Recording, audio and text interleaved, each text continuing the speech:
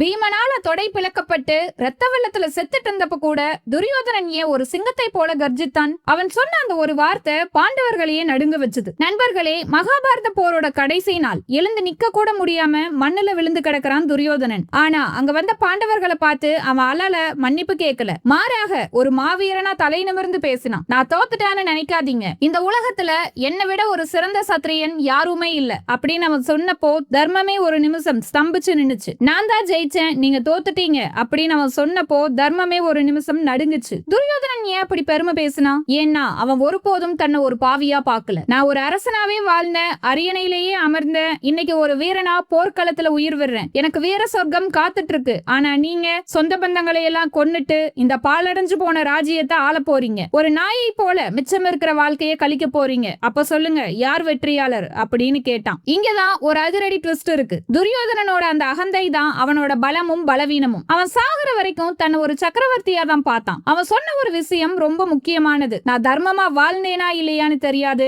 ஆனா நான் ஒரு வீரனா வாழ்ந்தேன். பீமன் தர்மத்தை மீறி அவனோட தொடையில் அடிச்சத துரியோதனன் தனக்கு கிடைச்ச வெற்றியா பார்த்தான். பாண்டவர்களே, என்னை ஜெயிக்க உங்களுக்கு தர்மம் உதவல, அதர்மம் தான் உதவுச்சு. நான் சாகுற வரைக்கும் என் கொள்கையை விடல அப்படின்னு அவன் சொன்னது கிருஷ்ணரையே யோசிக்க வச்சது. ராஜபாட்டையில வாழ்ந்தவன் ராஜ கம்பீரத்தோடைய மரணத்தை தழுவனான். அந்த ஈகோ அவனை ஒரு வில்லனா காட்டினாலும் அவனோட வீரம் அவனை ஒரு மகா சத்திரியனா நிலைநிறுத்துச்சு. தோல்வியையும் ஒரு வெற்றியை கொண்டாடுற மாதிரி கொண்டாடின ஒரே வீரன் துரியோதனன் தான். துரியோதனன் செஞ்சது தப்பா இருக்கலாம், ஆனா அவனோட அந்த அசைக்க முடியாத உறுதி நமக்கு ஒரு பாடம். தோக்குறோம்னு தெரிஞ்சும் தலை குனியாத அவனோட அல்டிமேட்டான அந்த குணம் உங்களுக்கு பிடிக்குமா? துரியோதனனோட இந்த பெருமிதம் சரிதானா? உங்கள் கருத்தை மறக்காமல் கமெண்ட்ல சொல்லுங்க. இருள் விலகட்டும், அறிவு ஓங்கட்டும், தேடல் தொடரட்டும். அறத்தின் பாதையில் மீண்டும் இணைவோம். நன்றி, வணக்கம்.